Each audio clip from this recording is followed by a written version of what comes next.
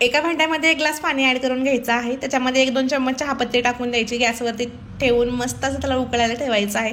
ते उकळीपर्यंत आपण पुढची स्टेप बघूया। त्यासाठी आपण छोले घेतलेले आहे, त्याला मी रात्रभर भिजू घातलेलं होतं।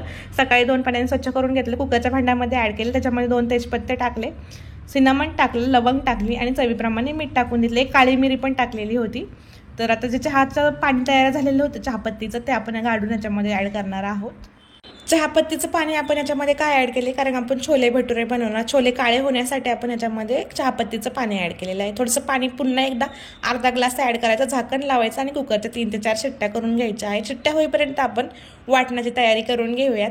कढईमध्ये 2 चम्मच तेल ॲड करून घेतलं आहे। कांदा हा दोन कांदे घेतले होते मीडियम साईजचे, त्यांना कट करून घेतलं। 5-6 लसणाच्या पाकळ्या होत्या, त्याही याच्यामध्ये टाकून दिल्या। छान असं त्याला परतून घ्यायचं आहे 1-2 मिनिट, कलर चेंज होईपर्यंत। आता त्याच्यामध्ये आपण टोमॅटो टाकून देणार आहोत। एक मीडियम साईजचा टोमॅटो होता, त्याला कट करून घेतलं आणि त्याच्यामध्ये टाकून दिला। पहिल्यांदा सगळ्या व्हेजिटेबल्स म्हणजे जे आपण टाकणार आहोत त्यांना स्वच्छ करून घ्यायचं आहे।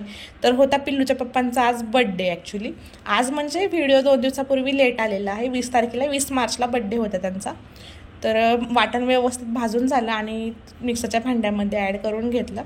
तर त्यांच्या बड्डेसाठीच मी हे छोले भटुरे बनवलेले होते।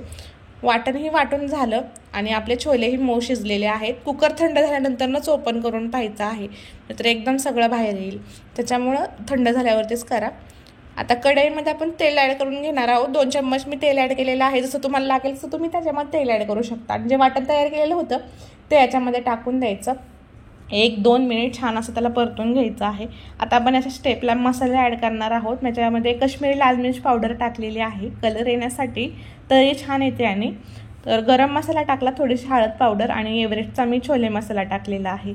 तुम्ही कोणत्याही कंपनीचा टाकू शकता, मला हा आवडतो म्हणून मी हा टाकून दिलेला आहे।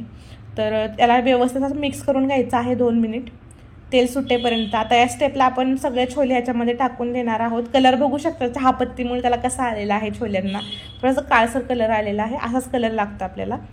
तुम्हाला जसा रस्सा बनवायचा आहे त्याप्रमाणे तुम्ही याच्यामध्ये पाणी ॲड करायचं आहे। मी एक अर्धा ग्लास याच्यामध्ये गरम पाणी ॲड केलेलं आहे, पाणी गरमच टाकायचं आहे। खूप सारी कोथिंबीर वरून टाकून द्यायची आहे आणि 5 मिनिटं मंद आचेवरती त्याला उकळून घ्यायचं आहे, म्हणजे शिजवून घ्यायचं। तोपर्यंत पिल्लूच्या पप्पाने मस्त असं ताक तयार केलेलं होतं बुंदी टाकून, 1 नंबर झालेलं।